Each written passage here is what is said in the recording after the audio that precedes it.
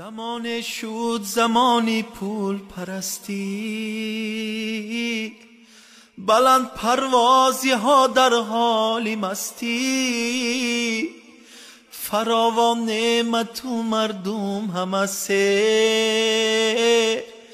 ولی ادراکی ما در حالی پستی. کجا شد احترامی یک دیگرها، سراغی خشتن جان و جگرها. جدا شد دادره از خواهری خود، کجا شد نقطه نگ از نظرها.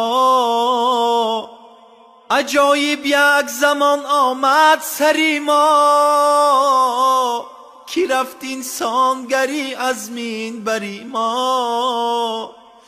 کنون شاگردی میگوید به استاد، فرا از مین برو بنشین بری ما.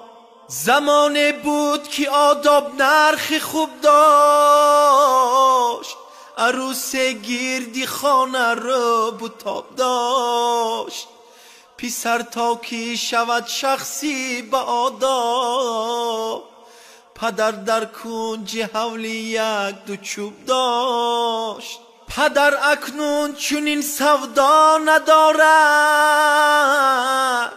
بجز او پول دیگر غوغا ندارد.